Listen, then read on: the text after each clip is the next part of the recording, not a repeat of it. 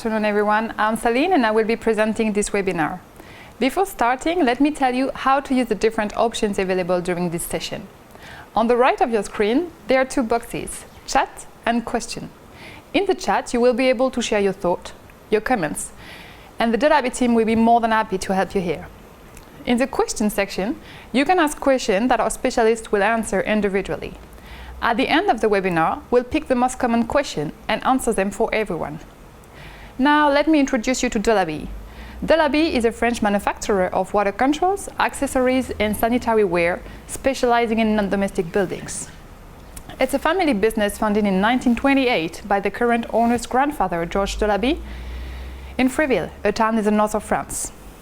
Today, Delabie is a market leader in Europe and exports to over 90 countries from its factory in France and through its 9 subsidiaries. Being organized by Delabie UK, we are pleased to welcome UK, but also people from all around the world who are joining us for this presentation. And we're here today with Steven. Hi, Steven. Hi, Celine.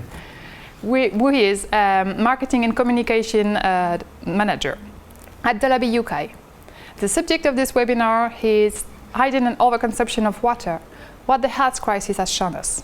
Before we keep going, Steven, can you tell us in a bit more details what types of buildings and places we're talking about? To make it simple, when we talk about public buildings, we're speaking about all the places we visit outside of our homes. This includes public and private buildings which receive clients and users on their premises. Places like schools, restaurants, shopping centres, cinemas, airports, offices and healthcare facilities. Okay, so anywhere outside of the home setting? Exactly. And focusing on washrooms, what are the specific issues facing public buildings? We have to take into account that there's a high turnover and wide variety of users.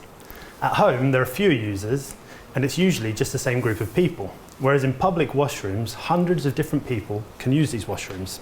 The installations will therefore be bigger and used more. Some factors, like installation time, limited servicing, reduced and simplified maintenance, are key because they can cost the project owner a lot. For users, comfort, ergonomics, safety and hygiene are key elements. Public washrooms play a big role in a building's image. This is why we need to take special care of these spaces. So, in terms of hygiene, what should users watch out for in public buildings? There are 2 levels of risk that have been identified in public buildings. The first is user hygiene and the possibility of touching contaminated surfaces and coming into contact with different bacteria or viruses. And the second is water system hygiene and the possibility of bacterial development in stagnating water. When this water is later used, it could potentially infect users. And what about user hygiene? What are the risks for someone using a washroom in a public place? It's not news to anyone that our hands are ideal carriers of pathogens. As soon as we touch an object, a light switch, a door handle, a control lever on a tap, we risk coming into contact with thousands of different types of bacteria and viruses.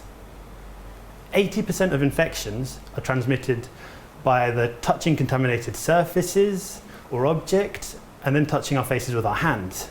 And it's estimated that we touch our faces with our hands 23 times every hour. So you can see the risks involved with using public washrooms. This issue isn't new. At Delabie, we've known about this for decades. The health crisis hasn't revealed anything that we didn't already know, even if the situation has helped to bring it to everyone's attention.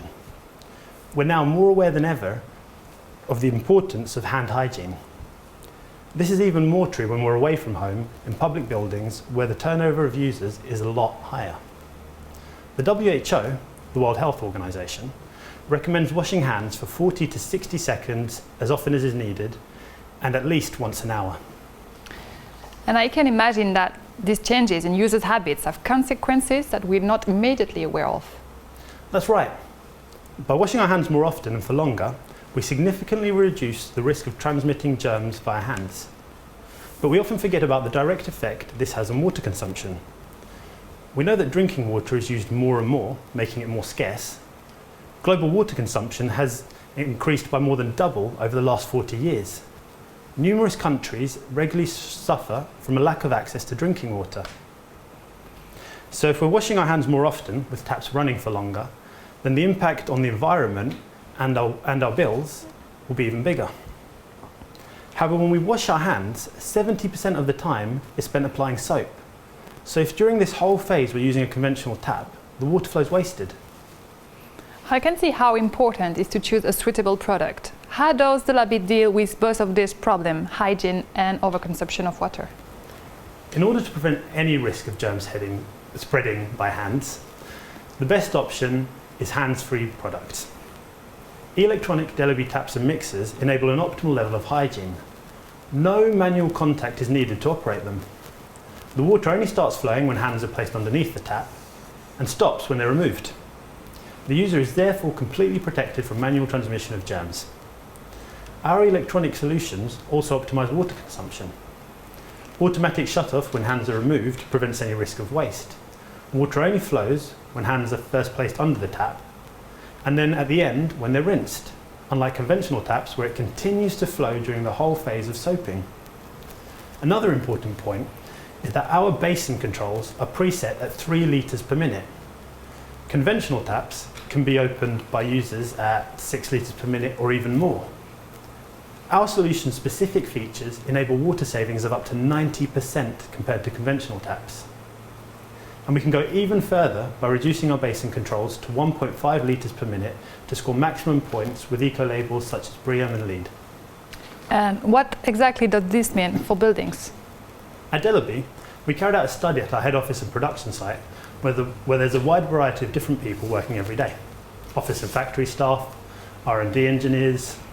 We installed meters in each of our washrooms to measure the impact in terms of water saving and consumption in each of these washrooms, which were of course fitted with electronic controls and taps. When you look at the results compared to conventional taps, you can see the extent to which water saving is important.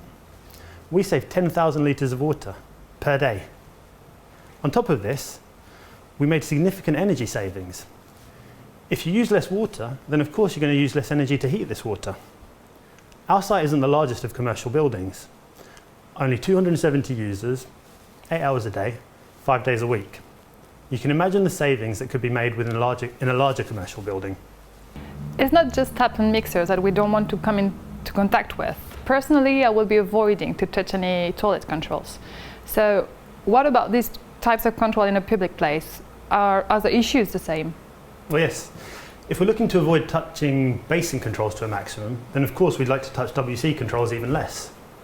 But if flush controls are going to go without being used, there are going to be consequences in terms of hygiene. Not just for the sanitary ware, but also for the water system. There are going to be issues with blocked pipe work, bad smells, upset users.